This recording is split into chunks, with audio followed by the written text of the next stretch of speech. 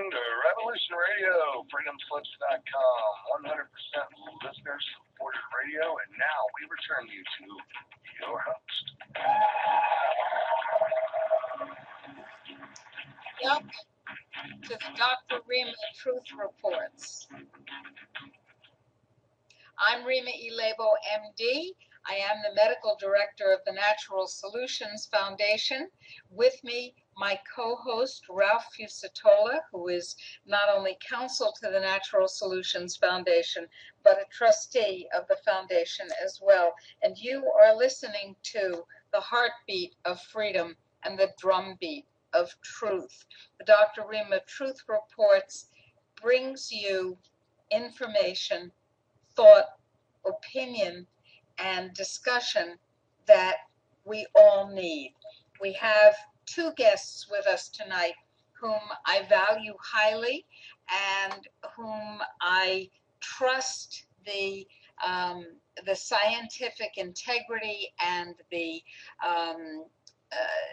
profound understanding of greatly. We have Catherine Frompovich, journalist and author, and Paul G. King, PhD, who is a biochemist and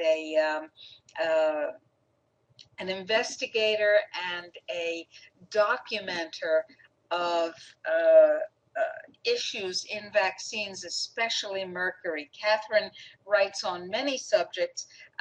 She has a new book out on vaccines, and we'll be talking about vaccines with both Catherine Frompovich and with Dr. Paul G. King. Before we do that, I want to talk about the health freedom news of the week. It's no longer news that the Washington State initiative on GMO labeling was defeated. Yep. But what is news is that information is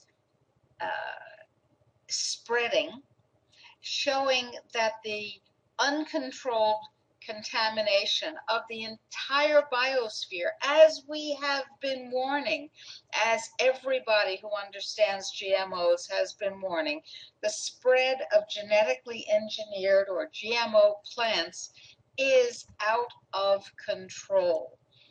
The entire biosphere, that means the DNA of the planet, is under attack because of the greed and the stupidity and the poor science and the crony corporatism and the depopulation agenda that are all wound up in the most toxic food supply that the world has ever seen, ours. Mm-hmm. And the damage is not just limited to those of us who are unfortunate enough to ingest GMOs, which cause all kinds of horrible health problems. The damage is spreading out, as it was inevitably going to do, into the environment. For example, a plant called creeping bent grass has been genetically modified, and it is now hybridizing with wild growing bent grass and sweeping through the North American landmass. The genetic mishmash that results has consequences that no one knows. But we do know that in the only feeding trial that was ever done that was long enough to actually show results, the rats that were fed GMO chow, soy, by Dr. Seralini in France for 2 years, developed cancer at unbelievable rates and very, very aggressive tumors to boot. Our health is being compromised. Biodiversity is being destroyed by these aggressive genes. And they talk, the GMO apologists like Michael Taylor, the food safety czar, talk about coexistence, GMO coexistence with non-GMO plants. But I'd like to read a quote to you from the spokesperson for the GMO-free platform in Portugal. Her name is Margarida Silva, and she says coexistence between genetically engineered crops and biodiversity is not possible if crops are spreading into wild populations without control. Industry, says Margarida, is contaminating biodiversity and their future seeds. Who will hold them responsible? Now, what that means to me is that we lost California's GMO initiative. We lost Washington's GMO initiative. We won Connecticut's GMO initiative, and Vermont's. But now the battle really begins. Okay, we see how they fight this battle. Now we have to fight it to win, because there is no choice. The consequences of not winning this battle are unthinkably hideous. The contamination of the gene pool of the entire planet. So this is a battle that we must win if we are to survive as a species, as a planet, as a biosphere. One of the ways in which our genes are tampered with, of course, is vaccination. It's one of the ways that vaccines harm us.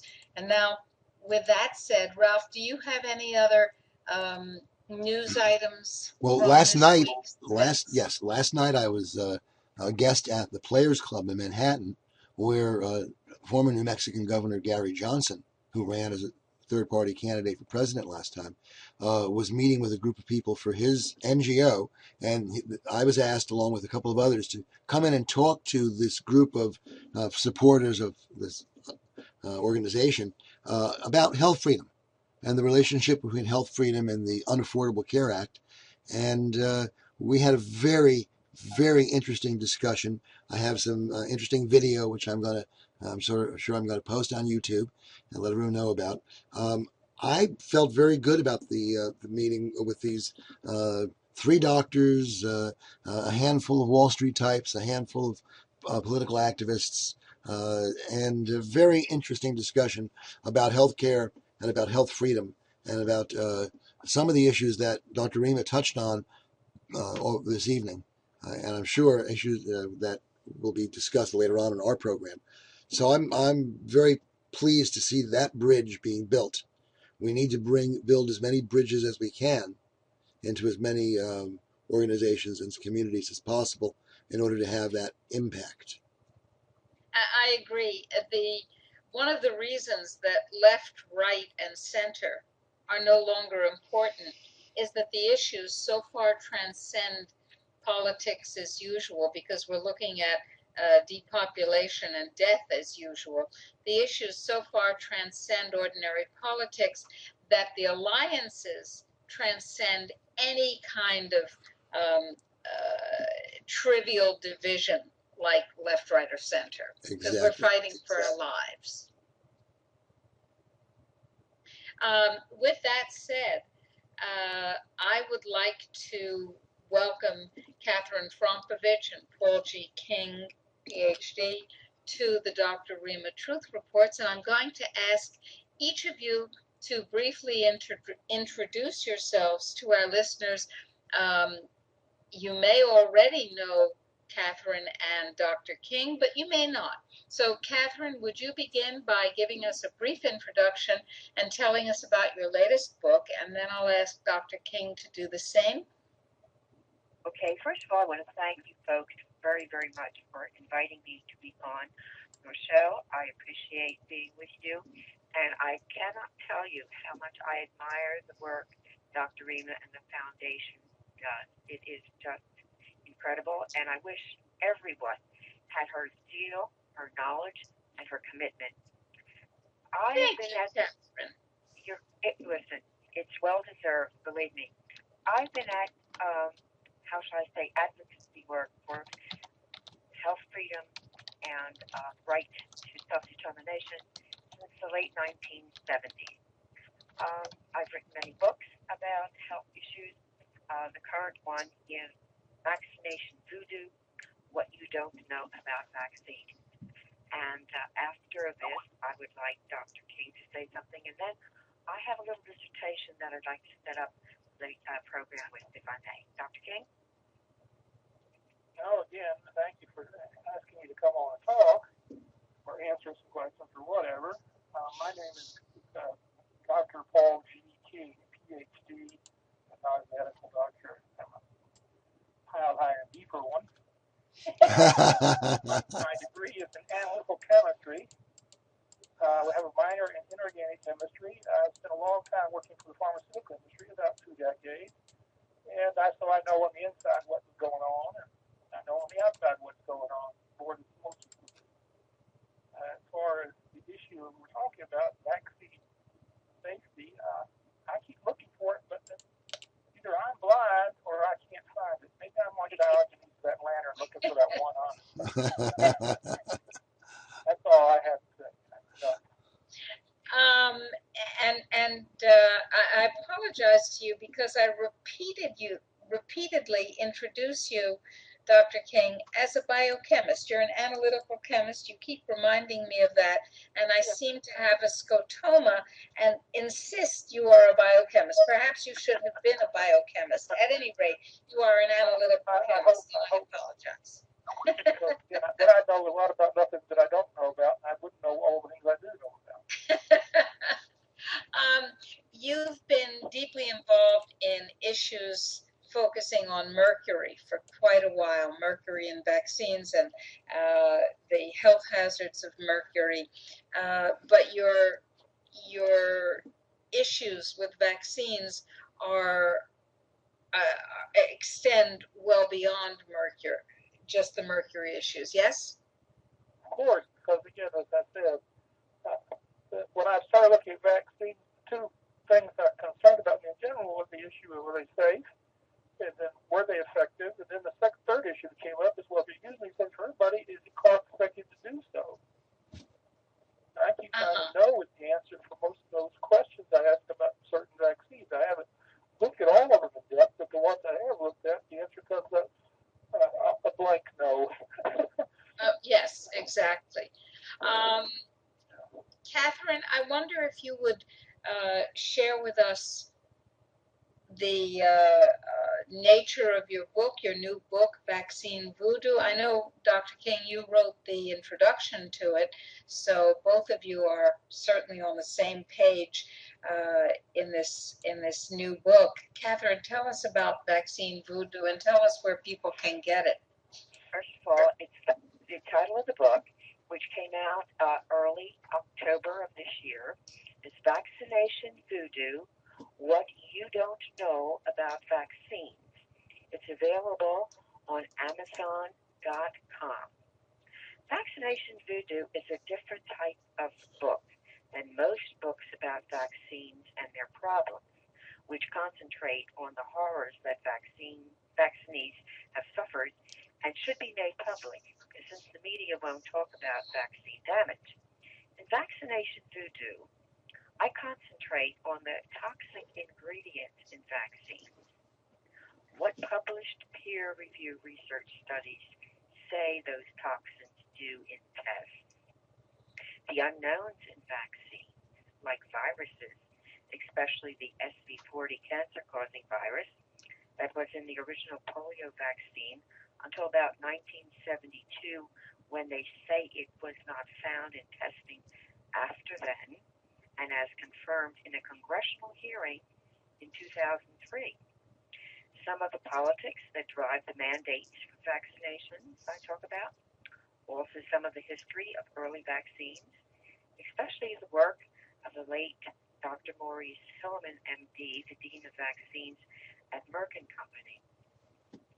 I delve into the HPV vaccine, how they choose flu vaccine strains, newer vaccine ingredients, and much more. The book is very easy to read and one that anyone who is concerned about vaccines will want to study so they can become informed healthcare consumers, which is their legal right. Now, if I may, I'd like to discuss a few things before we talk about the book and Dr. King makes his remarks. Two things in vaccines that don't get much exposure or concern, but can be very problematic. One is antibiotics and the vaccines they are in.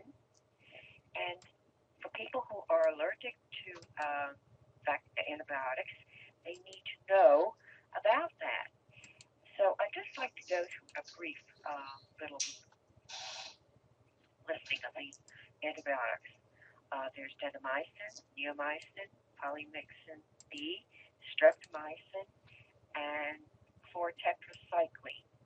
And I have a list of the vaccines by name if anybody wants to know which they are, but I'm not going to take time to read that now. The other is formaldehyde, an EPA-declared carcinogen, is in a load of vaccines, which can appear on package inserts as formalin. And again, they're in that formalin or formaldehyde is in most of the vaccines, and especially the ones that are given to children and in the influenza vaccines.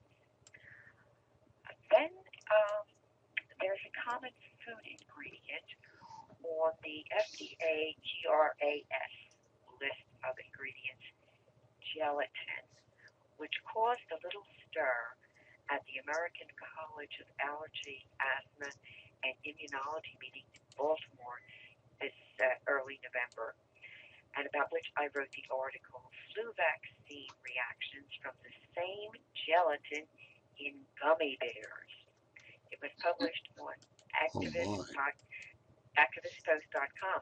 And children who are allergic to marshmallows and the gelatin and gummy bears will had one 4-year-old little boy, I believe it was, I heard on a radio report about it, had a very serious reaction to having received a flu vaccine.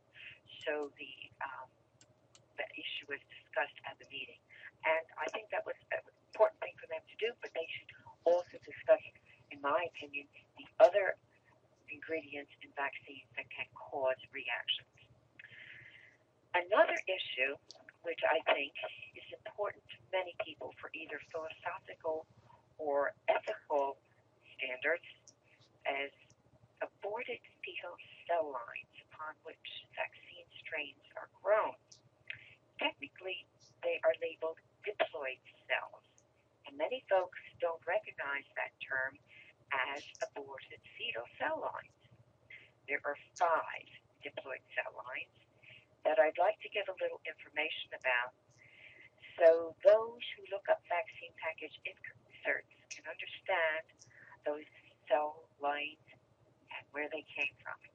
Let me interrupt you for a second, Catherine. I want our listeners to understand that you are talking about the things that are in vaccines.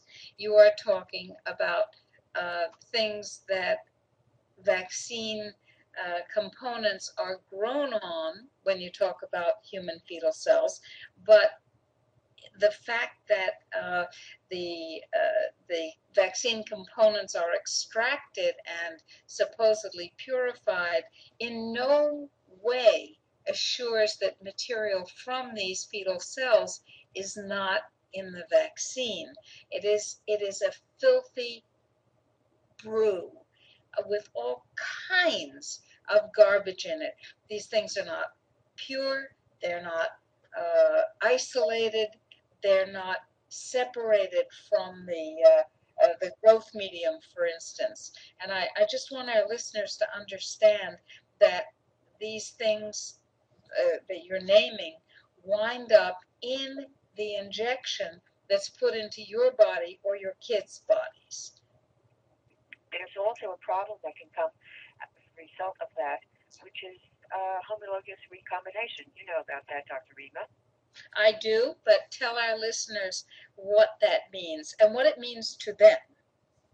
What it means is a DNA from human being in a diploid cell is recognized by the DNA in the human to who it's injected, and then that attacks self, and sets up for autoimmune disease.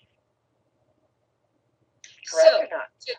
Absolutely correct. So to translate that into very simple terms, when you inject protein that doesn't belong in your body, your immune system says, this doesn't belong in my body, and it starts attacking anything that looks like it. Unfortunately, it's not accurate enough to only target those molecules, so it will start targeting similar molecules in your body that it previously was not attacking and destroying. That's called an auto or self-immune attack. And the consequences of an autoimmune attack are potentially absolutely devastating, and they cut across every organ system and every structural system. So pretty much any part of the body or many parts of the body and the body's function can be interfered with. And you may say, well, what does an attack on the spleen have to do with a vaccine? And the answer could very well be everything, or an attack on any other part of the body. So go ahead. All right. So the diploid cells are MRC5, which stands for the MRC means Medical Research Council. It was came out of Great Britain, and it was taken from a 14-week Caucasian male fetus lung fibroblast. Then there's WI38. The WI stands for Worcester Institute. That was from a 3-month Caucasian female fetus human diploid lung fibroblast. Then there's RA, like rat, RA27/3. And that's for rubella abortus, which means rubella is German measles. And it was number 27 and the third tissue explant. In 1964, during a rubella outbreak in Pennsylvania, pregnant mothers who had no rubella immunity underwent abortion. Organs from 26 aborted fetuses were cultured looking for the rubella virus. The 27th had it, thus they named it RA27/3. Then there's PERC6.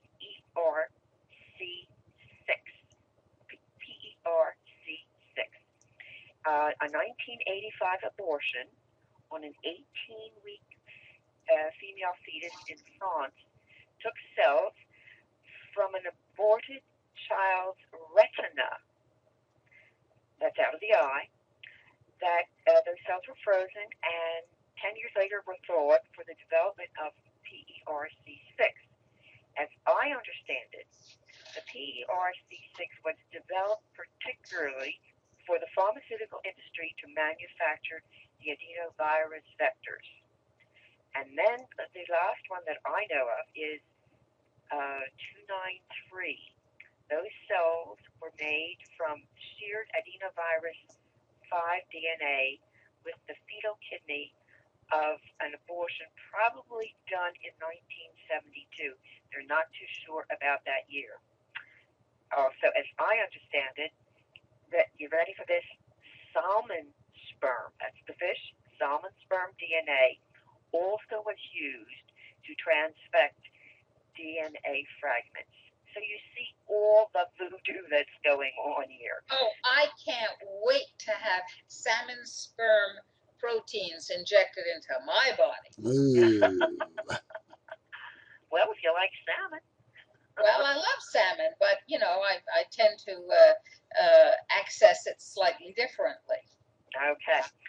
Then another thing that I would like to bring to our listeners' attention: vaccines are not what one is led to believe. In July of 2012, last year, the United States Department of Health and Human Services, Office of Compliance and Biologics, Quality Center for Biologics Evaluation and Research, sent an 11-page letter to Sanofi Pasteur's Senior Vice President of Vaccines in Paris, France, listing over 24 failures of compliance and other technical problems found, now this is quote out of the letter, during the inspections. FDA investigators documented deviations from current good manufacturing practice requirements in the manufacture of your licensed biological drug products and intermediates, unquote. And then the letter goes on to list various issues. And I have a printout of that letter right here in front of me. Then, recently, the Swiss vaccine manufacturer Novartis had Catherine, let me interrupt. Among the violations in that Sanofi Pasteur letter were the presence of mold in the vaccines, the inability of the system that they had in place to assure that the surfaces and equipment was cleaned of bacteria, the lack of adequate testing procedures to determine whether things were contaminated, and the actual contamination with microorganisms, including mold, of the vaccine vials themselves. So we're not talking about small technical doodads that maybe a bureaucrat would focus on but have no real significance for our lives. Go ahead. All right. So we're talking now about Novartis flu vaccine. Has been banned in several European countries. Why? Well, because of white protein particles that were found in the vaccines. Now, Dr. Rima, you know what that can do when it's injected to the body. Would you like to tell our audience? It can devastate and destroy your body because, first of all, the immune attack that we were talking about can be devastating. Second of all, these proteins, if they get into the blood supply, can clog small vessels. Thirdly, they can confuse the entire self-regulatory mechanism of the body. They can cause inflammation. They can cause just endless problems. I mean, why it might even look like what happens to people when they're injected with, say, Gardasil. The varied and devastating responses that people have, the encephalopathies, the crippling autoimmune attack. This is not something that you want to do. Well, they found it that 4 countries, I think it's 4 countries in Europe, Italy, Spain, and Switzerland have, and 3, have definitely taken them off the market because of that issue. Okay, so it is, and the funny part about this, not funny, pardon me, that's the wrong choice of words, the sad part about this whole thing is we don't hear about this stuff in our news in the United States. Why? Well, perhaps because there might be interlocking directorates and shared interests between the media and the vaccine giants. What do you think? Oh, I think maybe you're onto something. You could be. Okay, now I think I'm coming up on the last thing that I want to bring out. In my opinion, there is nothing that is more hyped in vaccinology than flu vaccines. Recently, Peter Doshi PhD, a postdoctoral fellow at the Johns Hopkins University School of Medicine, wrote a feature article for the British Medical Journal called, quote, Influenza Marketing Vaccine by Marketing Disease, unquote, which debunks much of the supposed science and statistics regarding flu shots. One of the things that he cites in his paper that I would like to share with you is this, quote, every year hundreds of thousands of respiratory specimens are tested across the U.S. Of those tested, on average, 16% are found to be influenza positive, unquote. And he also included a chart or a graph with that. And it's very interesting, the figures, the way they work out. Getting graph here in front of me. He went from 1997-98 flu season through the current one. And the way the chart is drawn, it's influenza positive and influenza negative. And the highest year for influenza positive, or the highest flu season was the current one so far, 2012-2013 to week 15, with about 22% influenza positive. Other years went about 10 and under 20%. Interesting. Do you see? And that sounds like Ralph. The hundreds of thousands of deaths which we're supposedly facing with flu, influenza, if people don't get their flu vaccines, is total balderdash. Somebody made it up when they were drunk or hungover. Well, basically, I think it's a scare tactic to sell vaccines. That's all. Of course it is. Of course it is. And you might want to talk about how those vaccines are constructed in order to provide the alleged protection against the influenza strain. I think that's a fascinating story that people need to hear. I think I'm going to let that for Dr. King to talk about, because he discusses in the introduction to the book the supposed safety of vaccines, and I think that's the perfect place for us to discuss that. Would you agree, Dr. Clark? Of course, when you talk about safety, that's when you talk about safety. Okay. And lastly, I'd like to introduce a wild card issue with regard to toxins in vaccines that maybe someone's going to think I'm totally off the wall about, but here goes. That wild card is the toxins in genetically modified foods that children are forced to eat because of lack of labeling in the USA. What are the interactions in a baby's body between GMOs and their chemicals, especially Roundup-ready soy glyphosate that remains in residue in crops and in soy formula, as Dr. Seralini, a professor at the University of Siena in France, found in his rat studies, and the neurotoxins and other toxic chemicals in vaccines? What kind of chemical soup is going on in babies' little bodies? And are their livers capable of ridding their bodies of such an overload of toxins? How about the brain?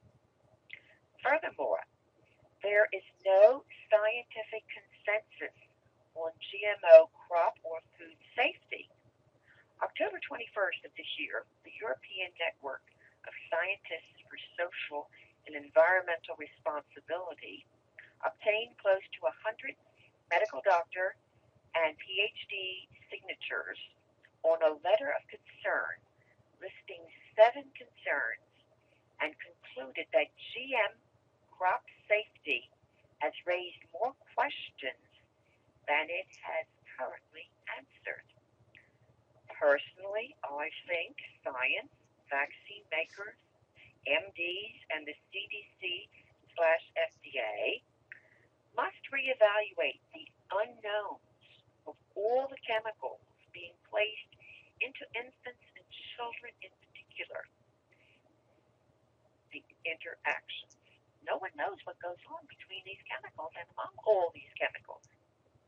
Man-made petrochemicals are not inert and are problematic in many instances. Consider this for infants. Hepatitis B vaccine within 24 hours of birth, then all the vaccine shots at 2, 4, and 6-month well baby visits, sometimes as many as 9 vaccines at one visit, and shots thereafter until college age, especially the newer HPV vaccines for young boys and girls. And the HPV vaccines probably are giving the most adverse reactions reports. The VAERS reporting system, the last figures I got were 31,741 adverse events, 6,248 permanent injuries, and 144 deaths. The Canary Party just came out with a new video called "It's Not a Coincidence." I wish everyone would do that video. It's a YouTube. It's so dramatic and it'll make you cry, believe me. Then add all of the GMO foods and their toxins, fluoride in water, BPAs, and the more absorbable and dangerous replacement BPS. That's on everything that we touched just about. And the ever-present toxins being sprayed down from chemtrails in the sky. Why are our children being poisoned with so many chemicals? And on purpose, it would seem, and in the name of science. Is that a reasonable question to ask? I think it's one of the most important questions we can ask, except that I would amend it in one way, Catherine.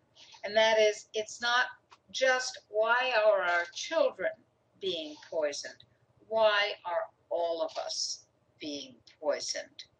Why are we intentionally being poisoned? That is a question that I think must be asked and must be answered with precision and with facts, no matter how unpleasant and how shocking those facts might be. Because, as I said earlier, when we were talking about GMOs, we are fighting for our lives. If you can't handle that, well, take a deep breath and get a grip, because that is what you need to address. You don't have a choice. Well, from where I come, I'm concerned a lot about children because I think they're going after the next generation in particular. That's why all these mandated vaccines from birth on. Dr. King, what's your perspective on this? You have done a lot of research and a lot of thinking about this. And for instance, you were the first person that I heard articulate the real facts about the fact that supposedly mercury had been removed from vaccines, but in fact, the burden of mercury was increasing rapidly nonetheless. Could you talk about these questions with us? Well, again, if you talk about the fundamental issues of safety, the first thing you have to do is ask, what should be the expectation? Obviously, if you have a drug to treat cancer, you have a lower expectation for its absolute safety than a drug that's supposed to treat a potential possible future infection. So vaccines are supposed to belong to that class of drugs that are reserved to be given to people prophylactically, which means providing advanced protection from something that they may never see, some disease that they may encounter in the future. Now, for that class of drugs, the standards are quite clear. The fundamental reality is that you're supposed to, before you ever give it to any human being in a clinical trial, prove that that drug, whatever it is, vaccines, by the way, are regulated as drugs, so vaccines are drugs, let's prove that drug can't cause mutations in the person's cells or anything, can't cause cancer in them, and that it doesn't have any reproductive toxicity effects either for the person being vaccinated or for that person's offspring, or for that person's ability to reproduce offspring. Now, if you look, what the reality is, either you find the package inserts of the vaccine that's just silent on that issue, or they claim disclaimers universally that the studies for mutagenicity and carcinogenicity were never done, and a few of them have some vague studies were done that show that it wasn't immediately reproductively toxic in some animal studies. However, they're not what is to be expected. They're not proven not to be able to affect the reproduction of the person who's getting them, or their or their fetus they're carrying, or future children that the woman may bear, or the father may father at all. So, and the reason they stopped doing that is when they did that, by the way, that the polio vaccine, they did do that, except it failed. That's why they found the SV40 as a problem, because they found that, how shall we put it, polio vaccine, the polio virus itself is mutagenic and carcinogenic in mice, but not in primates. So they said, well, gee, that's really good. So when they used the polio viral stuff grown and purified, quotes, and they did those studies with that, they found that in spite of that, these vaccines were causing cancer like crazy. Of course, eventually they found out it was SV40, was probably the biggest culprit in there.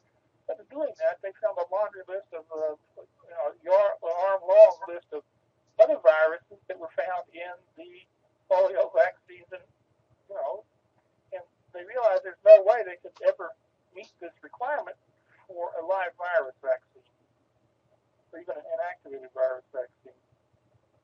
And therefore, they stopped doing it, even though the law says you have to. So you fundamentally start out with a drug product that's inherently unsafe, or as the Supreme Court put, unavoidably unsafe. If it's unavoidably unsafe to the point that it causes cancer, and if you look at the data on childhood cancers in this country, including leukemias, you will find if you talk about an epidemic, it's certainly an epidemic. You take them collectively.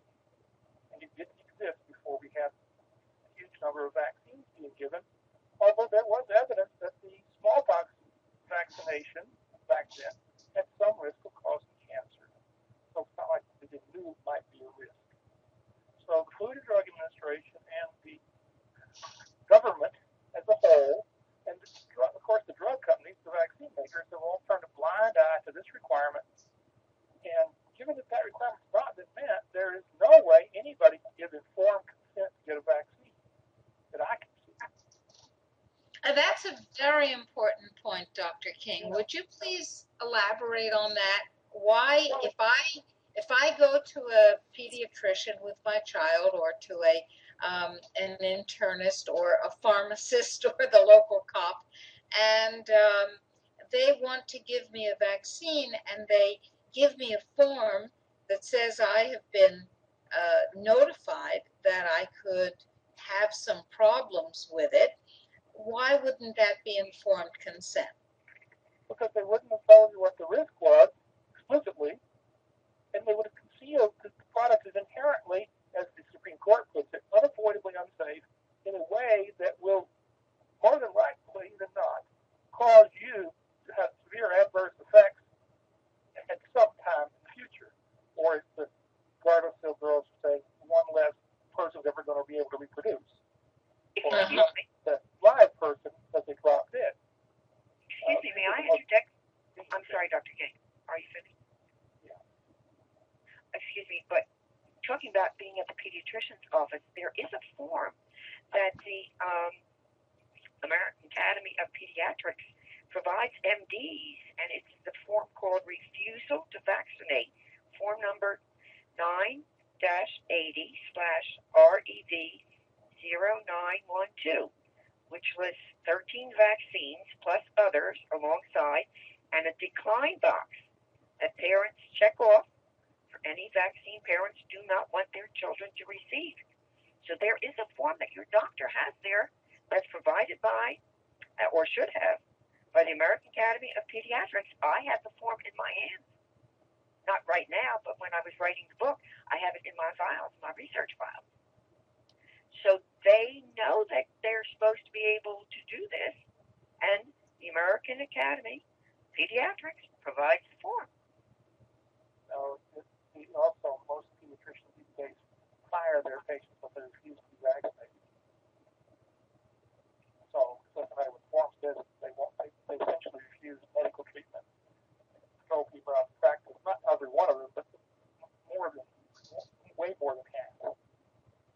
I'm aware of that, but my thought would be if the consumer is aware of such a form existing, they could present that information to their doctor, and the doctor is on the spot then too.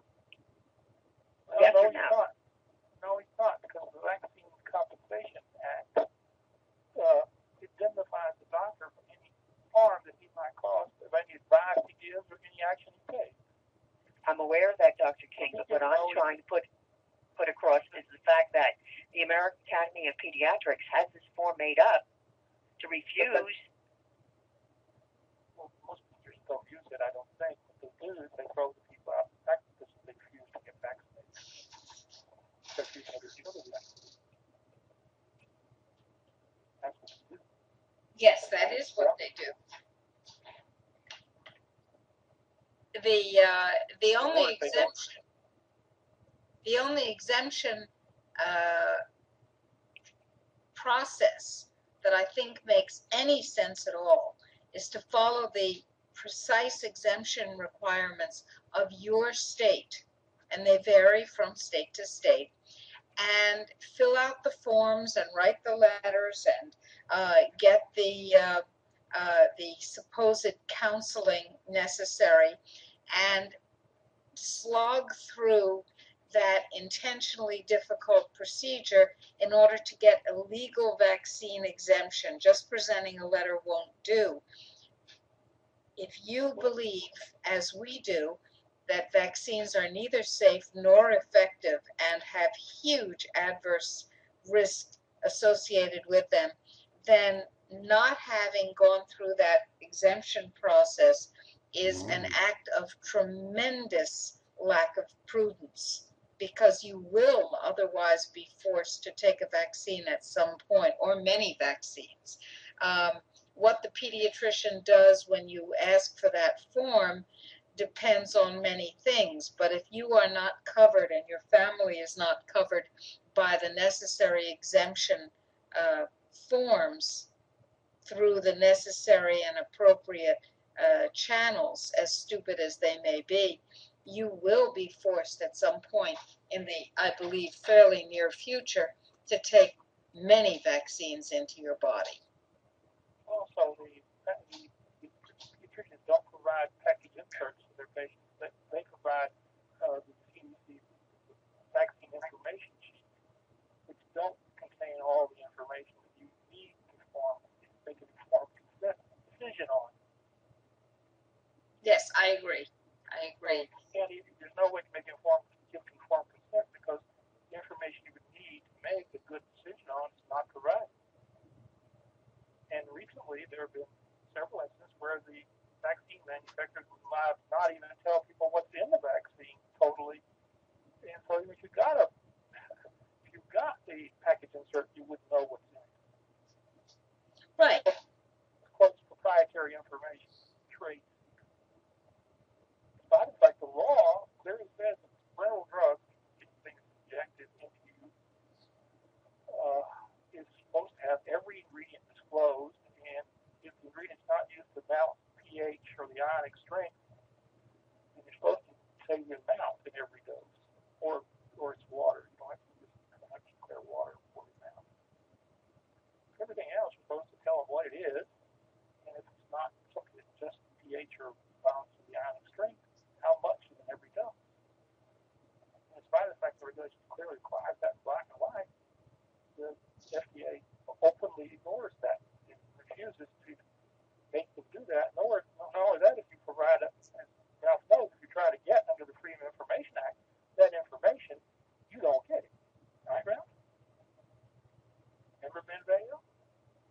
Absolutely, absolutely.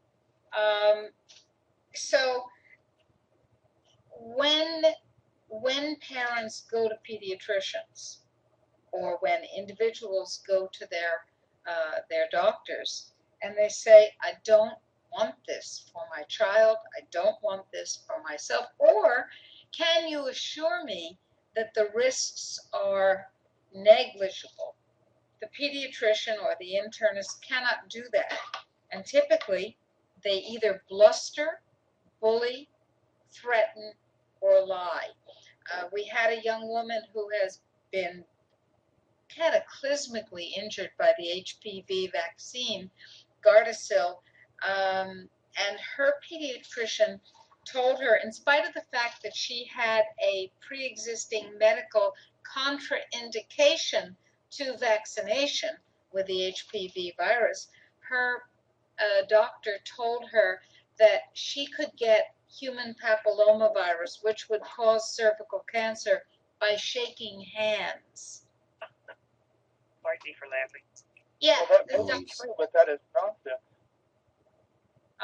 well, it depends on the special shake you use, I suppose. Well, excuse me, contrary to popular belief, HPVs are transmitted by a variety of pathways, not just by sexual contact. And there are certain HPVs that, that make warts on hands, like butchers get certain warts, and that's from the HPV virus. There's a lot of buzzwords going around to try to scare people into getting these vaccines. And furthermore, there's 120 HPV viruses. Merck realized that. I think they're going to put 5 more in their new vaccine. Right, but the underlying point here is that there has never been a convincing association of cervical cancer and HPV, human papillomaviruses, causing that cervical cancer. That's the flaw in the logic of even giving an HPV vaccine to prevent cervical cancer. I'm sure that Dr. King can talk to us about the idiot statistics here, but the causal relationship doesn't exist. Well, worse than that, it would take you 30 years to find out if the vaccine were effective, without proof that it is effective in this case, because we're not talking about a disease which is, quote, highly contagious. It requires certain practices before it can be contagious at all, and it ignores the fact that in most cases we have a perfectly good treatment program in this country, Pap smears, which has reduced the rate of cervical cancer greatly, and also the reality that if the incidence of HPV infection is found, in most cases, within a couple of years, it resolves on its own without any intervention whatsoever. And let's be explicit. When you say most cases, Dr. King, when you say 98%, which is pretty much just about all. In other words, it is a self-limiting infection that goes away in about 98% of the instances in which it occurs. So what exactly? Without any medical treatment at all. So what are we vaccinating against? Want to make it go away faster, increase the amount of vitamin C and lysine in your diet. Exactly. Say that again. So that if you want to make it, most viruses are sensitive to vitamin C and to lysine, but actually what the body does with it. So if you increase your intake of lysine and vitamin C, typically you resolve most viral infections faster. Some need extra other vitamins, like measles, you need extra doses of vitamin A. And all of cases of all disease, whether it's bacterial, fungal, or a virus, or even a mold, you would need appropriate levels of vitamin D3 intake in order to get appropriate levels of 25-hydroxy vitamin D circulating in your body. Because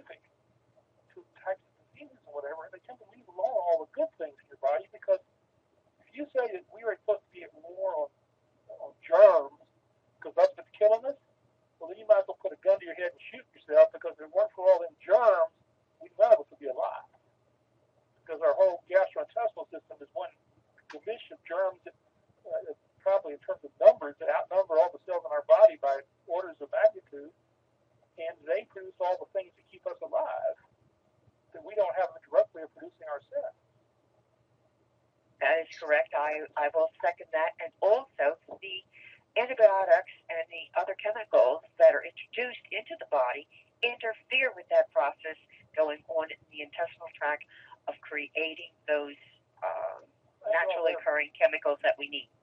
They're by definition broad spectrum. I mean, they kill everything. Right. They aren't very highly selective in most instances. They kill everything. Getting back to the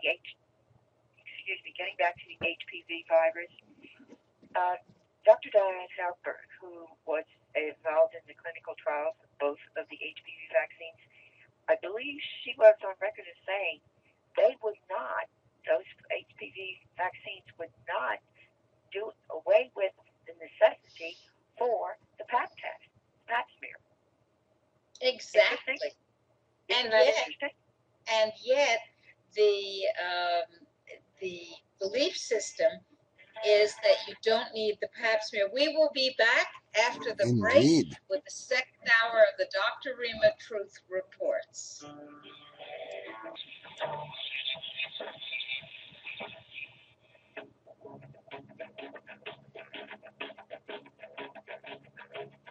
Revolution Radio.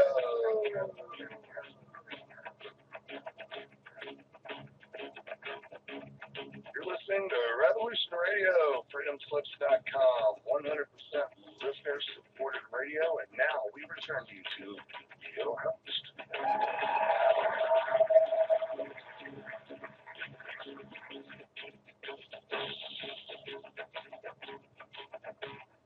You are listening to the Dr. Rima Truth Reports, and you have just been hearing the heartbeat of freedom and the drumbeat of truth. Our guests tonight on the Dr. Rima Truth Report are Catherine Frompovich and Paul G. King, PhD. They join us to talk about a whole variety of issues pertaining to vaccines and other myths and deceptions. That is to say, the safety and efficacy of vaccines and other myths and deceptions. Before we go back to our discussion with Catherine and Dr. King, I'd like to talk to you about the holidays. They're coming rapidly, and if you're like most people, you want to give something meaningful to a lot of people that you care about. You also want to give something that expresses your values as well as something that gives them pleasure. Coffee is a perfect stocking stuffer. Coffee is a perfect gift if that coffee is clean, healthful, health-inducing, and if it supports something you believe in, like health freedom. Valley of the Moon Coffee does all that. If you've listened to us for a while, you know that the Natural Solutions Foundation, which is the world's largest health freedom organization, grows its own certified organic, spectacularly delicious coffee in Panama, in the highlands, as part of its eco-demonstration project, teaching farmers to grow food without chemicals, dangerous chemicals for them, for you, for the earth. And so we are putting our beliefs and our knowledge into very, very concrete practice. And the result is not only healthier farmers and healthier farmland and water, the result is healthier consumers, you. Why not taste what we firmly believe is the best coffee in the world, Valley of the Moon coffee, and why not give it to the people you care about? When you make a donation to us, we'll send you Valley of the Moon coffee for free. You pay the shipping and handling, that's only fair. And right now we have a holiday special. When you order when you order 5 half-pound bags of Valley of the Moon coffee, completely free of any kind of toxic chemical, entirely delicious. When you order 5 half-pound bags with your donation, you will receive an additional bag as our holiday gift to you. So you can give these wonderful, wonderful half-pound bags of coffee to the people you want to impress or you want to care about, or you want to bring along in their development as organic consumers, and you get one for yourself. It's a wonderful deal, and you'll be supporting health freedom with every single coffee donation. How do you do that? Go to www.valleyofthemooncoffee.com, valleyofthemooncoffee.com. All of the health benefits of coffee are yours without any toxic chemicals, and I guarantee that you will love it. If you don't love it, you will be the very first person to purchase this coffee and not be absolutely bowled over by the delicious taste and aroma and color and sensory satisfaction while you are experiencing the antioxidant power of this coffee. That's valleyofthemooncoffee.org. And by the way, experience sensory pleasure. There are lots and lots of great hosts and great shows on Revolution Radio. You're listening right now at Freedom's Slips, or Freedom's Lips, as I prefer to say, freedomslips.com. We're in Studio B, but 24/7 there are great shows on this radio station, and I hope you'll tune in and get to know some of the other programs and hosts. And now back to our guests. Unless, of course, Ralph, you want to add something about the coffee or the natural Delicious. The only word I can add about the coffee is delicious. And I'm quoting General Burt when I say that. It really is. Now, our guests, Catherine Frompovich, author of Vaccination Voodoo and many other books, and Dr. Paul G. King have websites. And I'd like each of you to give people your website so they can find out more about your work, so they can stay abreast of your latest investigations and articles and so on. Catherine? I'm Catherine J. Frompovich. My website is my name, www.Catherine, spelled with a C, Catherine,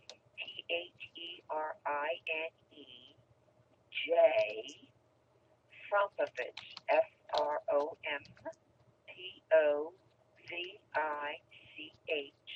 Frompovich.com, www.CatherineJFrompovich.com. My book that we're discussing tonight that came out last month is Vaccination Voodoo, What You Don't Know About Vaccines. It's for sale and available on Amazon.com. Dr. King? Yes. Well, my name is Dr. Paul G. King, but my website is just www.king.com. And most of the things I publish are published in the document subsection, and there's a thing called publications by year. That's where you'll find it. And if you'd like to get them quicker, then you can send me an email to add me to the mailing list, and I will try to send them out when I mail them. So you don't have to go look at the website. We'll see when the thing lands in your email. Typically, there's one or two of those.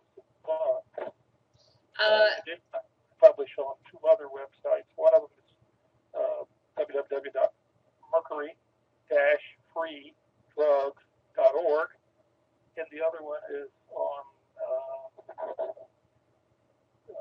a website run by Eileen Danneman, which is vaccinationliberationarmy.com. Very good.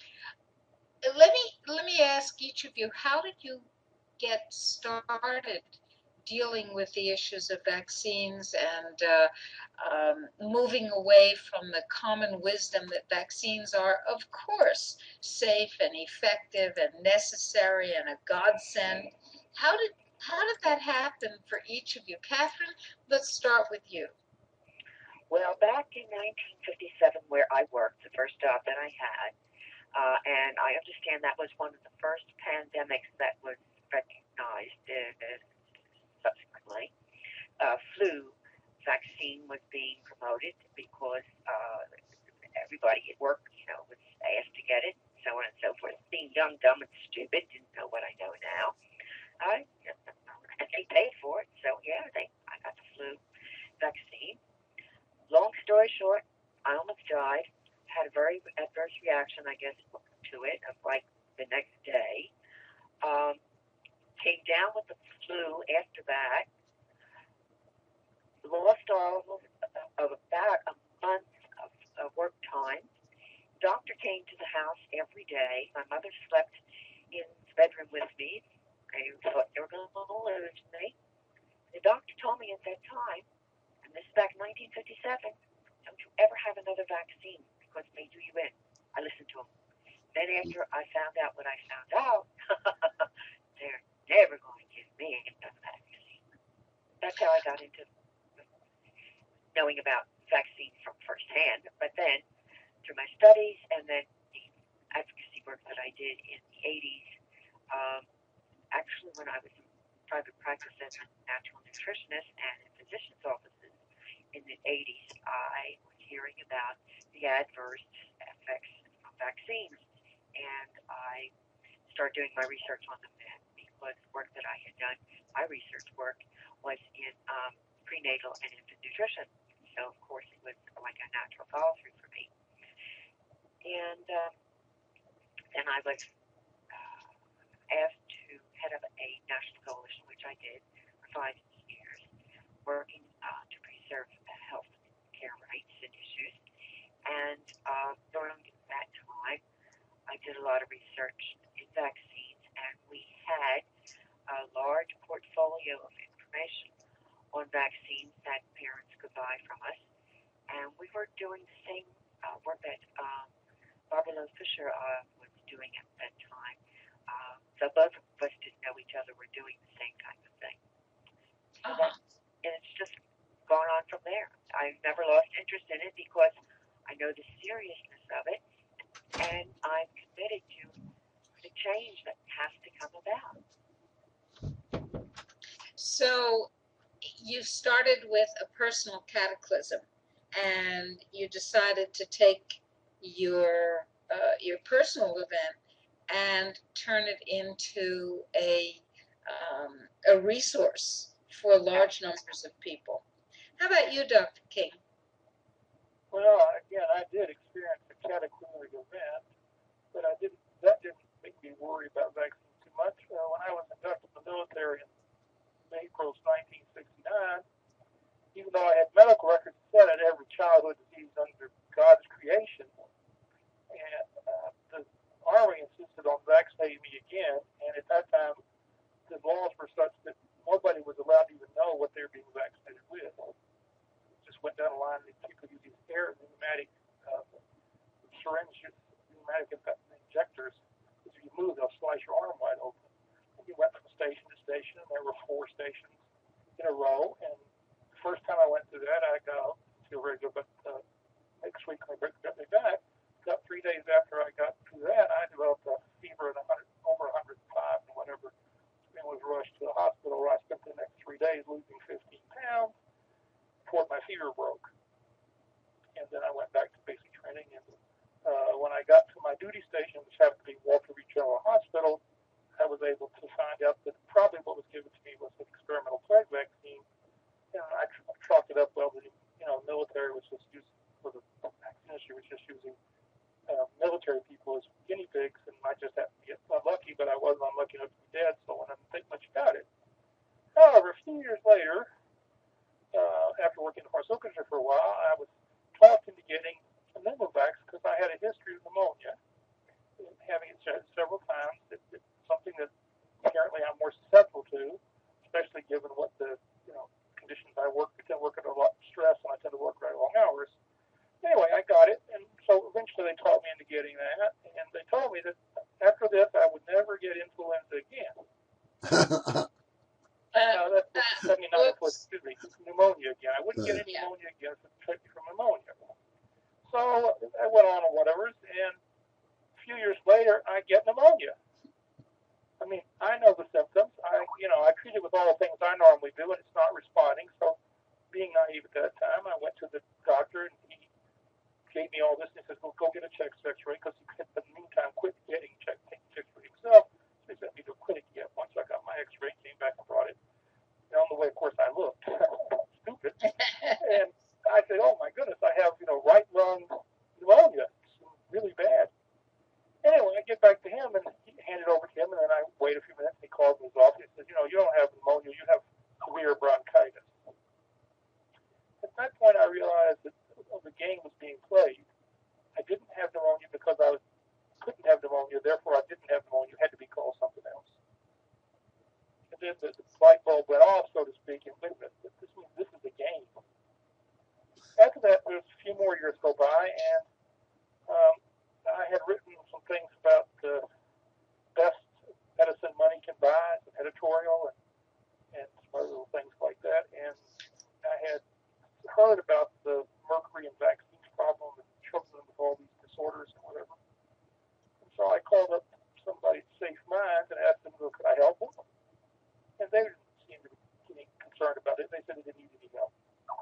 So I forgot that, whatever. And about a year later, I got this call from a young lady named Reverend Lisa Karen Sykes. And she said, I was talking to somebody at Safe Minds, and they said you might be able to help me. And the rest, shall we say, is history. I started out focusing on the issue of how bad the mercury in the vaccines was, because, again, in addition to being an analytical chemist, my PhD degree, I have a master's degree in inorganic chemistry, and so toxicity of metals is something I'm very familiar with from all sorts of points of view. And so, again, I volunteered on that, and then after that I realized it was not just, I quite realized that all the thimerosal in vaccines was the 800-pound gorilla in the room, and that there are other things in there which you took that out were problematic and made me ask three questions. Is it safe? Is it really effective? That means if I get it, will I really be protected from getting disease?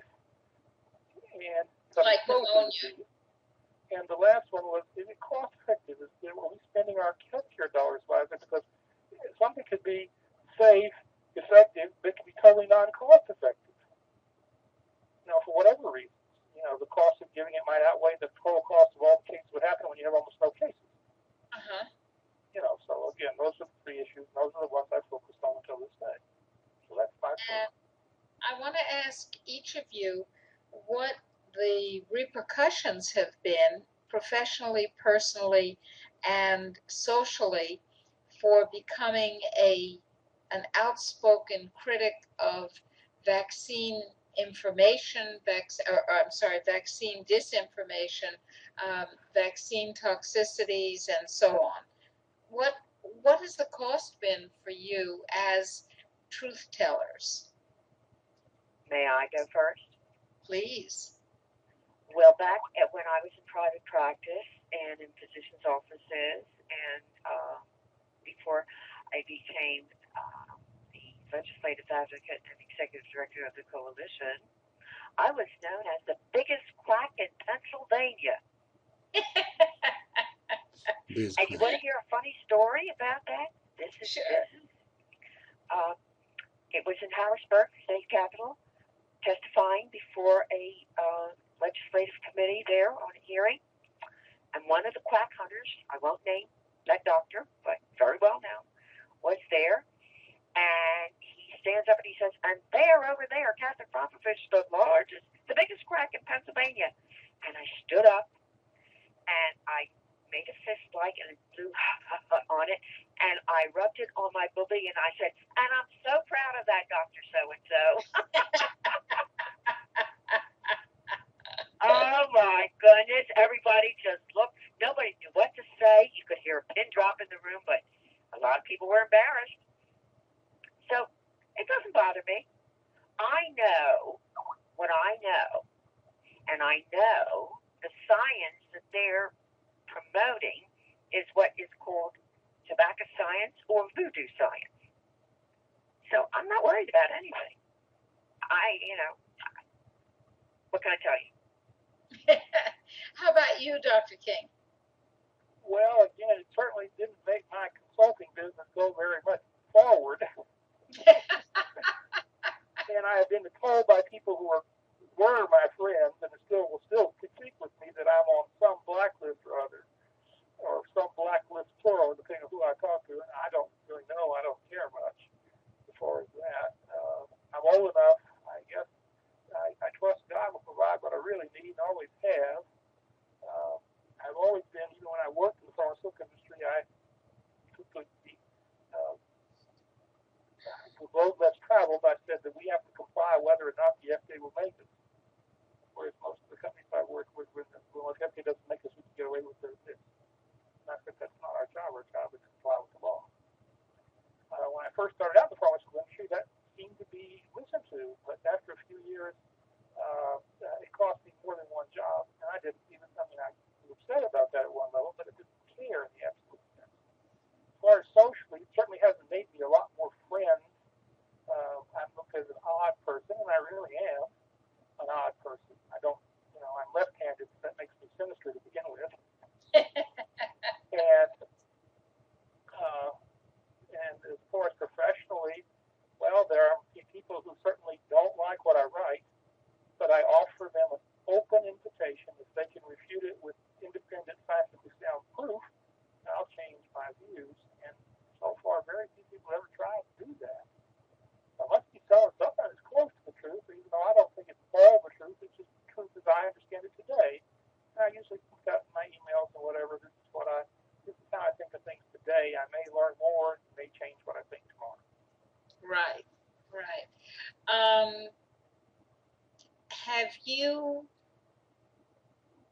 Have you been consulted by people who feel that they or their children are under serious pressure to accept vaccinations, and have they asked you for help in avoiding that?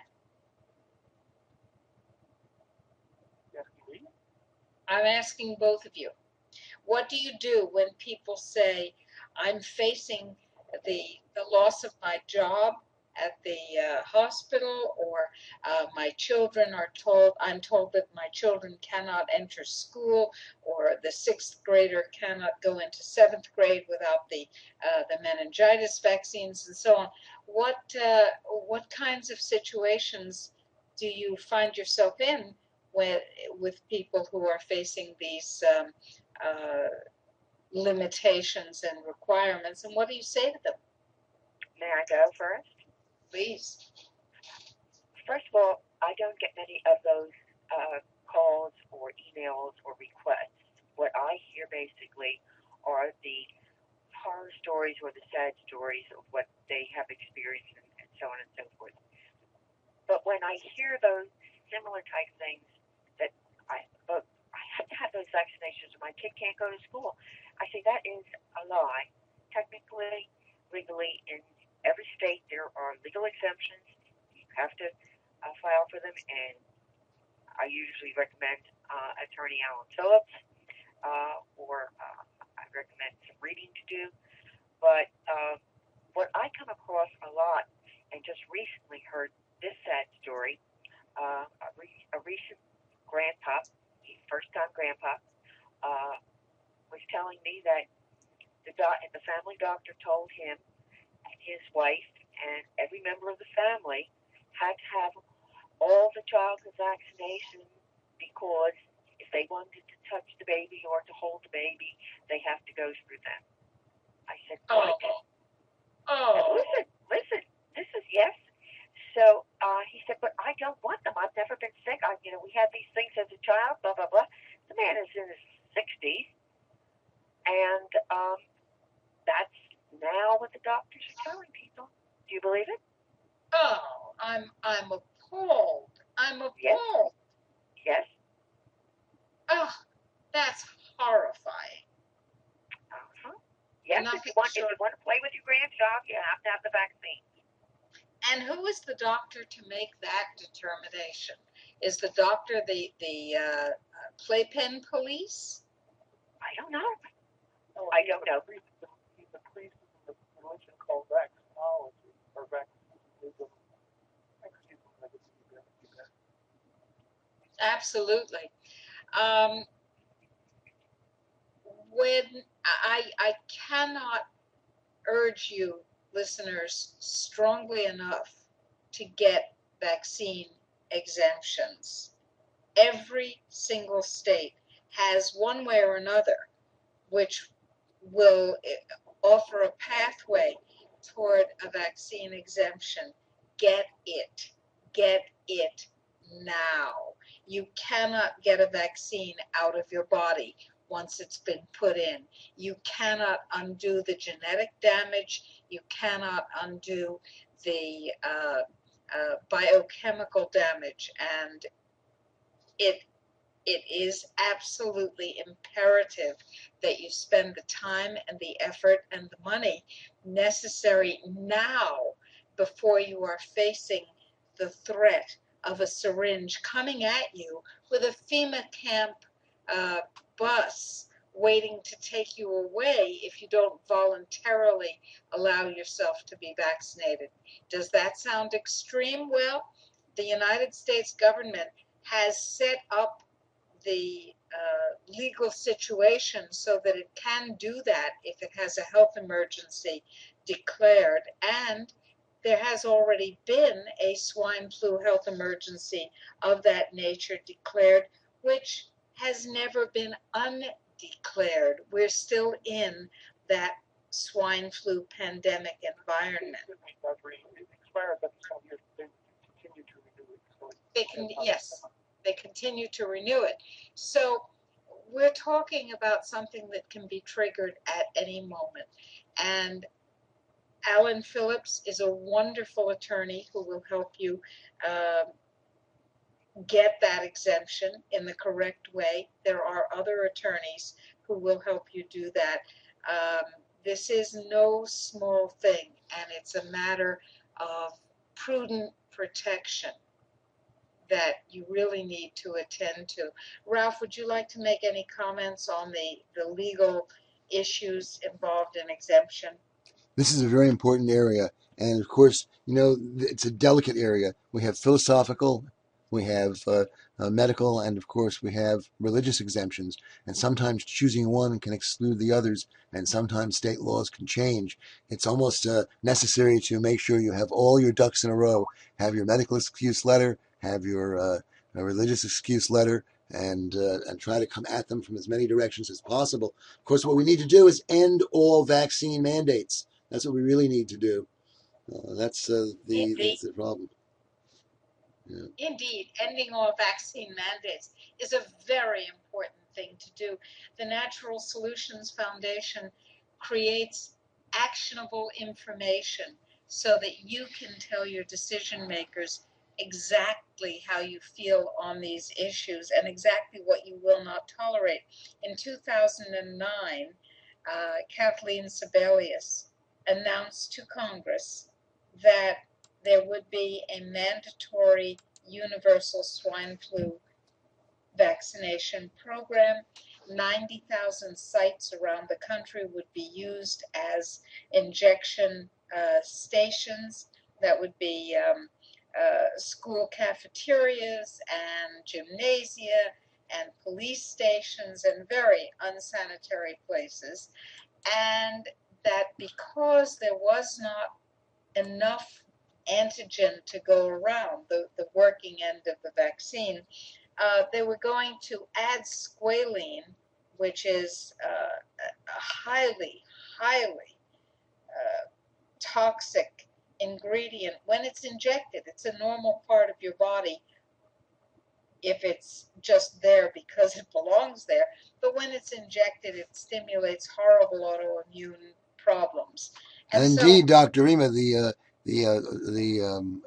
FDA's own scientists would not sign off on using squalene, so they could only use it if there was a national emergency, which was duly, of course, created by the president, days later. And it turned out that the dose of squalene that they were planning on mixing with the vaccines at these 90,000 injection stations was the same dose that the United States government holds 2 patents on for creating irreversible infertility and sterility in people once they've had these injections. And therefore, what Kathleen Sebelius was saying was that against their will, people would be injected with not only a toxic, unnecessary, and dangerous swine flu vaccine, but also with material that would render them sterile. And the regulations were in place. As I said, we published them, so that if you did not want to have this vaccine injected into your body or your kids, you would be held in a FEMA camp until you agreed to voluntarily accept the universal mandate. That's pretty scary. So we let people know about this, and in 11 days, 3.5 million emails later, the United States government said, okay, we won't do that. But what they did do, as Ralph has pointed out numerous times, is they privatized the mandate. Exactly. They gave it to the states to mandate. They gave it to the hospitals to mandate. They gave it to the schools to mandate. And so they're still trying to get that mandate enacted for many, many vaccines, but they're not doing it at the federal level. So how do you fight a local mandate? You get a state exemption for the state in which you live. That's how you do it. They're very serious about forcing these deadly things upon us, and we have to be equally serious about protecting ourselves so they can't. Agreed. Well, we have about a half an hour on the Dr. Rima Truth Reports. It has been. I'll try to make my answer very Yeah, go ahead. People call me all the time. I will mention they should contact Alan Schultz or some other attorney if they're in a situation where that's appropriate. But again, I deal with people who have threatened to perform out of medical practice and having child protective services called, even though they have a valid exemption for the state I live in, which is New Jersey. So these people are gloves are off, so to speak. Don't think you have exemption will protect you very much. And if you have anything besides the religious exemption, don't think that it will be any use to you, because in my state there are medical exemptions, but the new regulations as they're written now say that they have to be ones that conform to what the CDC says is acceptable for a medical exemption. So it's not what your doctor thinks, it's what the CDC thinks. And so they review them, and lots of people find out that even though their doctors have very good reason to give them, the CDC refuses to accept them. And so there's no proof. Of course, the CDC's definition of proof, that's what we say proof is, of course. What is proof? Well, we say proof is. Why not? You don't believe us? Ask us for a second opinion. Oh, you want a second opinion? Yeah, we'll tell you that again, unless we think it's not. So the only exemption that I would suggest that people really consider as having is a religious one, if they can have one. If they can't, then they can try anything else they want. But if you do have a religious belief, then please by all means take that one. And if you do not try to get any other one, because if you have any other one, that will be used to destroy your religious exemption. So they'll use that to claim you have no religious belief because you went and got one for medical and or philosophical reasons also. Ralph had alluded to that you pretty much have to pick the right one. Right. In the society we live in, the only one, and the classic case of that is it's illegal. It's not legal. Religious exemptions are not legal in Mississippi and West Virginia. However, when the case went up to West Virginia, the judge said, "You're right. The person can't go to school. Therefore, the school will provide teachers to her to homeschool her because they can't buy religion. Their religion trumps they can't go to school, but they're religious. Then they have a right to be schooled. The school will come to her, so she can't go to the school." And believe me, that school district really didn't like that outcome. And since then, I understand, off my grapevine, is that religious exemptions haven't been made an issue in the state of West Virginia because the legal precedent says that if you make it an issue, then fine, you're going to pay extra to homeschool this child. But most people don't really want to do that. They just want to force you to get the vaccination. They don't want to pay any extra for it. They don't have Correct. responsibility for the results.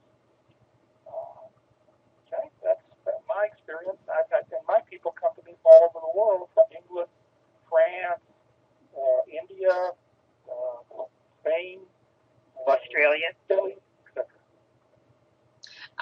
Ralph, what's Yes. your experience in this, in the exemption area? Gosh, it's been going back and forth. I've been working with people over the past several weeks, even a number of nurses. Nurses are being targeted, it seems. And one nurse at a religious hospital was being told that, we decide if it's a valid religious exemption. You don't. They're going back and forth. It's getting, as I said, one of the discussions that was held at the last night at the Players Club was what do we do about this? And the answer is that we have to get rid of the mandates. This convoluted interaction of exemptions. You know, yes. Dr. King, will you say that again so that our audience Title 7 of the 1963 Civil Rights Law. Reasonable accommodations for religion. Is that what it is? Yes. And the Supreme Court has held it's only your personal religious belief, and as such, the only thing people have to judge is whether it's a religious belief in nature and whether it's sincerely held. So they're not allowed to judge whether it's religious enough. Right. They're not allowed to say sincerely held. They're not allowed to say that. Excuse me. That won't stop them from firing you, but you'll be able to file an EEOC complaint, and it'll all go through. And if they refuse to give you back your back pay through the EEOC process, then you'll be able to sue them, and you will win. But you won't win because they'll turn around as soon as you get back reinstated, they'll fire you for no cause. And if you file people for no cause, you're allowed to do that. Catherine, what were you saying? They're not allowed to, under the law that Dr. King is talking about, to ask specific religion that you are invoking, like Christian Scientists or Catholicism or whatever. They're not permitted to use that anymore, which they tried. Excuse me. They tried, and they used to do that before. Ask, well, the Roman Catholic Church doesn't allow say this, that, or the other thing, or so on and so forth. They can't do that anymore. It's just your personal religious belief, as Dr. King said. And there was a recent case where a woman who was a vegan, her belief was held to be religious in nature, sincerely held, and she was allowed to pursue the EEOC complaint against her employer, which they settled. They gave her religious exemption. See, this is similar to the development of the law of exemptions from the military draft, where in the end it was not, in the beginning you had to belong to a religion that was pacifist.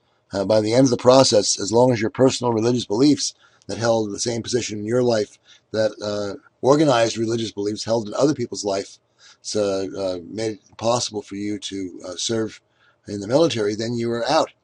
So the law is well developed in a number of areas, and we'll see how it plays out, especially with the non-governmental hospitals and other institutions that are now the front lines of the mandate war.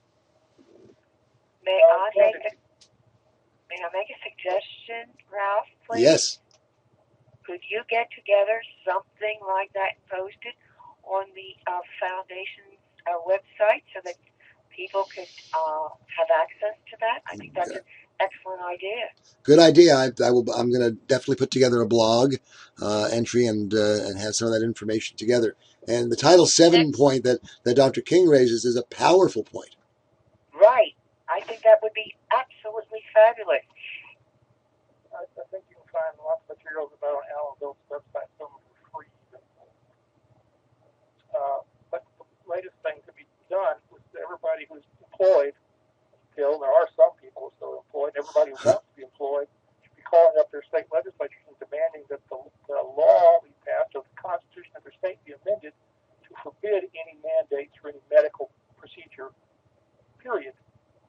Right. I like that. Hmm. Well, you know, when I headed up that coalition for 5 years, from 1985 to 1990, we were working on trying to get a healthcare rights amendment passed, which basically stated that no law would be passed that would interfere with person's individual right to choice of healthcare for themselves or their children. It was, different language than that, but that was basically it. We had over 100,000 signatures on paper at that time, and that was before internet was going around and you had a lot of interaction with other people. And we delivered those. We wanted to deliver that 100,000 signatures to the President of the United States at that time, and he suggested and wanted that to be delivered to the Secretary of Health and Human Services, which we did. And big thing, a member of Congress aide went with us, and nothing came about it though, because we did not have the, how should I say, support of the health food industry or the support of the natural supplement industry. There's a lot of, if you'll pardon my saying this, infighting going on within the within the troops, and that has to be, how shall I say, done away with. We all have to be concentrating on one specific thing, and no one trying to be the prime leader or whatever. We're now down to, like Dr. Rima says, it's our life and it's our health and it's death, and we really have to get the issue clarified and pulled together and work for it. I understand next month there's going to be a congressional hearing on vaccines, and it's pretty interesting who's going to be testifying, and let's see what happens. But I think the time has come. We all have to pull together, and we all have to say, charge. Amen. Who is testifying? Let's talk about that. Well, from what I know, his name None of us are testifying. Excuse me? None of us are testifying. I didn't get that. I said none of us are testifying. No. Yeah. He's the Assistant Attorney General for the state of Tennessee. His first name is Ralph, and he's got a long German name, I forget. I met him. Hazelhurst. Yes, Hazelhurst, that's right. I met him in March 2011, I guess it was, when the Brucewitz ruling came down from the Supreme Court. There was a press conference called on the apron of the Supreme Court, and we were protesting against the Brucewitz adjudication.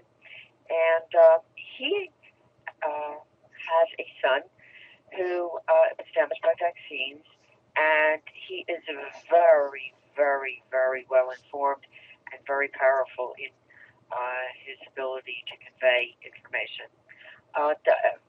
Mary Holland, the attorney, she's going to be testifying, I understand. I think Dr. Diane Harper may be testifying. Who else is going to be testifying? I think the folks from Age of Autism, Max. No. Who else?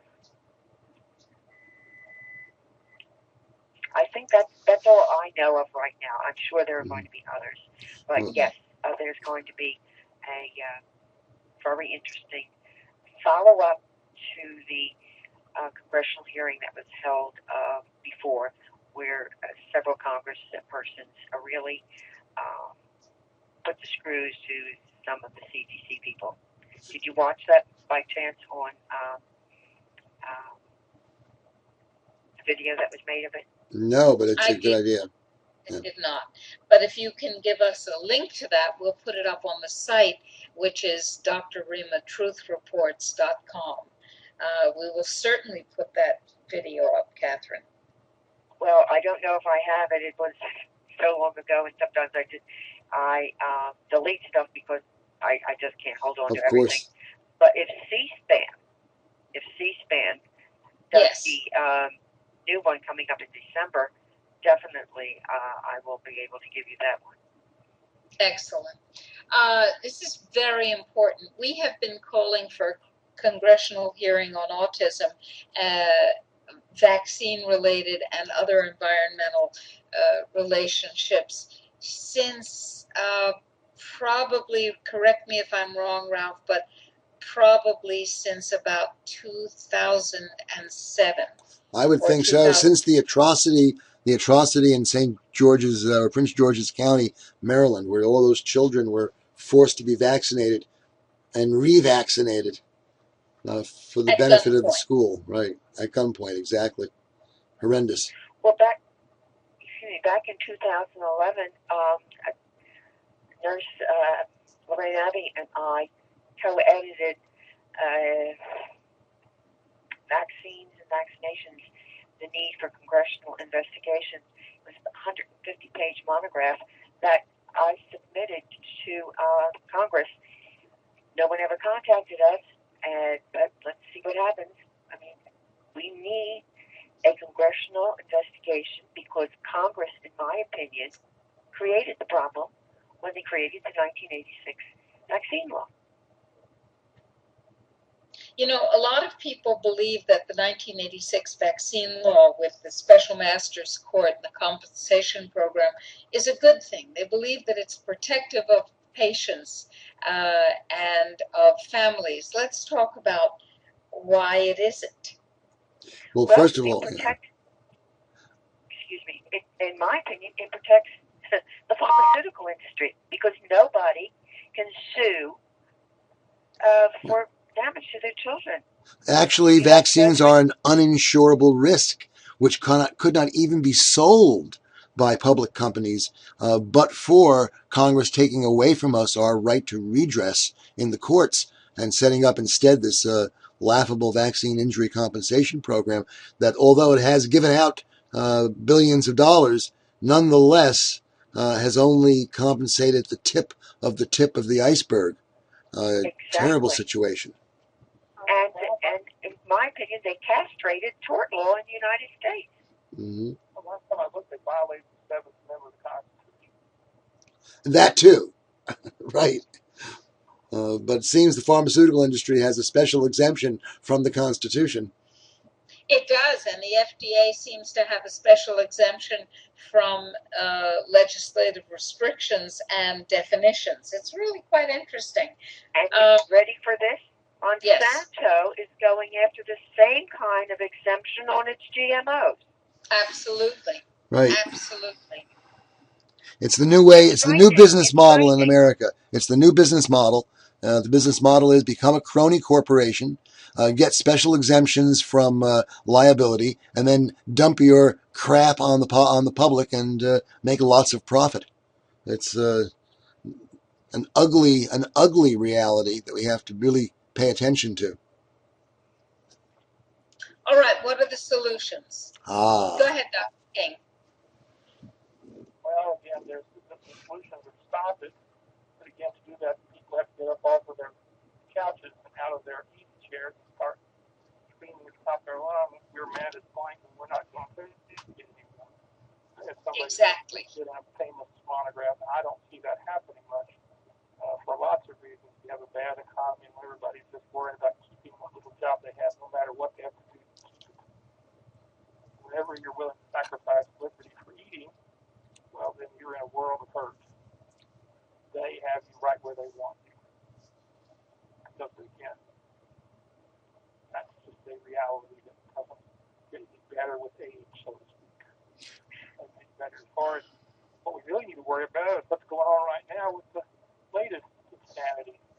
We're going to vaccinate Syrian children with 5 polio vaccines, introducing the disease, Oh my God, the 5 virus, into a war zone.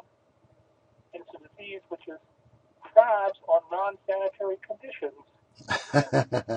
A perfect storm is being brewed. They couldn't destroy the Syrians by giving them bombs because the American public got enough backbone to stop that temporarily. give them blankets like they gave the Indians, blankets that had smallpox in them. Mm-hmm. So they're going to do the same thing. And reality is, of course, not only what paralyzed lots of children, since the vaccine causes something called flaccid paralysis, at several times the rate at which polio was found before they started using the vaccines. And it also, because it's easily transmitted from, there's no hygiene from child to parent, So we're going to essentially make it easier to take over countries that's debilitated by giving them close vaccines to save their children. One of the things that I have observed is that no modern tyranny has ever succeeded in tightening its grip on the population and overthrowing the previous rule of law when there was one, without co-opting and invoking the healthcare system.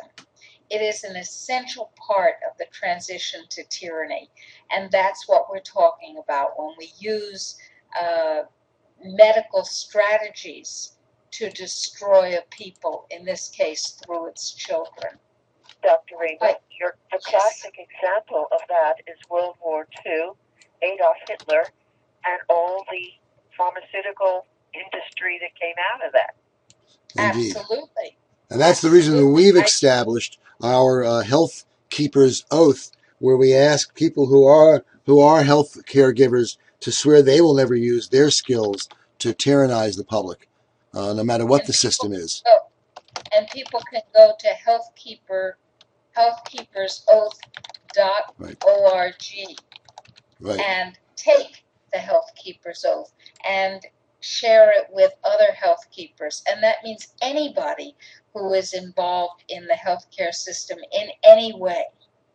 This is of enormous importance and enormous power, because without compliant doctors, nurses, administrators, ambulance drivers, etc., the medical arm of a tyranny cannot operate.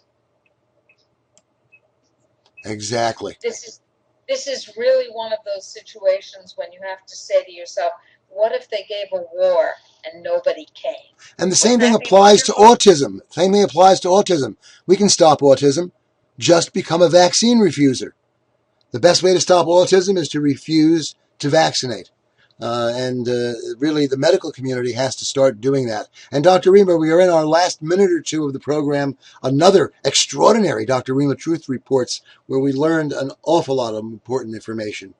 Do you want to sum up?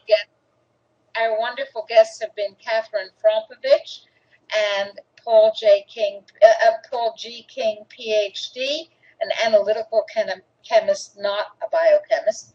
And they've been talking with us about vaccines and the lack of reality in either their safety or their efficacy. I want to thank both of you, and of course Ralph Fusatola, my co-host. Thank you. And we will see you next week for the next edition of the Dr. Rima Truth Reports. Thank you. And of course, be well, be active. And remember, the archives are at our website, and we will continue to produce this program every week. Looks like we may have a minute or two more, Dr. Rima. Oh, I thought I heard bumper music just then, but we didn't have it. Let's use the airtime. Let's ask Catherine to quickly sum up and Dr. King to quickly sum up afterwards. Catherine, really quickly. All right. For everybody who would like to know more about vaccines, I urge that you read my new book, Vaccination Voodoo, What You Don't Know About Vaccines. It's available on Amazon.com. It discusses a wealth of information that most people really don't realize, understand, or recognize goes on with regard to vaccines. And I wish everybody wellness. Thank you. And Dr. King? Well, I second that motion. Thank you, Dr. King.